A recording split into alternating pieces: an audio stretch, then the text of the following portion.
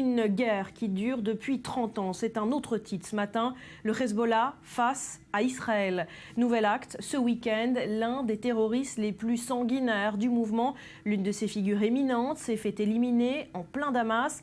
Quelques heures plus tard, 3 missiles tirés sur le nord d'Israël, suivi de la riposte de Tsahal, les faits avec Jonathan Serrero. Le front nord sous tension, 3 roquettes de type Katyusha ont atterri dimanche soir dans la région de Naharia sans faire ni dégâts ni blessés. Selon le site d'information libanais Anashra, qui cite des sources sécuritaires du pays du Cèdre, le Front populaire de commandement général dirigé par Ahmad Jibril serait responsable des tirs. Tsahal a riposté par des tirs d'artillerie sur des positions situées au sud Liban.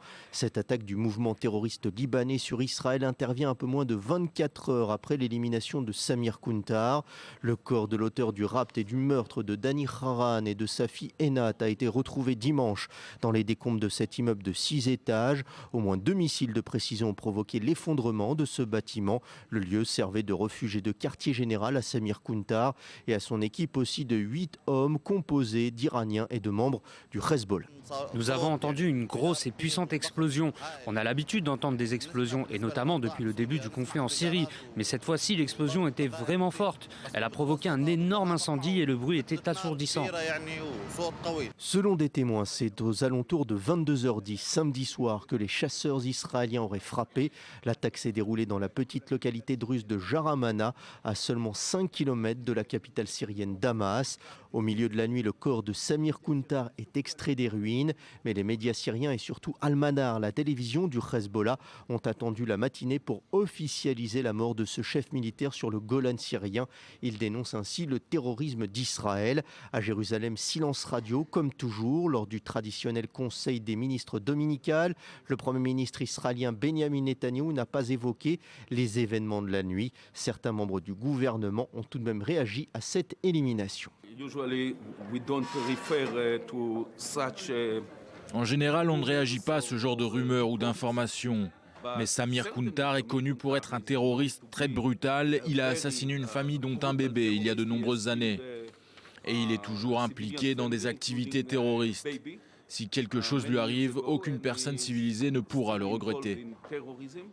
Samir Kuntar s'était rapproché ces dernières années des gardiens de la révolution iranien. Il avait été chargé par le gouvernement syrien d'enrôler des Druzes pour combattre aux côtés de l'armée régulière de Damas, une mission qui s'est soldée par un échec. Voilà, et la question évidemment qu'on se pose ce matin, c'est de savoir s'il s'agit d'une escalade, si cette élimination représente un acte de guerre pour le Hezbollah. Une information à retenir aujourd'hui, c'est Mathias, le discours de Hassan Nasrallah qui le prononcera ce soir à l'occasion des funérailles de Samir Kuntar. Va-t-il faire monter les enchères? À 20h30 heure libanaise. Alors il prendra la parole, Barbara, non pas en extérieur mais bien dans son bunker dans lequel il se terre depuis la seconde guerre du Liban en 2006. Alors oui, la teneur de ses propos est presque prévisible. Il dira qu'il ne pourra pas et il ne restera pas les bras croisés comme il l'avait fait d'ailleurs au lendemain de l'élimination supposée par Israël de Jihad Mournier, le fils d'Imad Mournier, et en janvier 2015, où quelques jours plus tard, un commando du Hezbollah avait tiré des missiles de type Cornet contre une patrouille militaire israélienne aux abords du village frontalier de Rajar. À l'époque, 2 militaires israéliens avaient été tués. C'est une certitude, le Hezbollah va forcément réagir, il faut juste savoir quand et comment.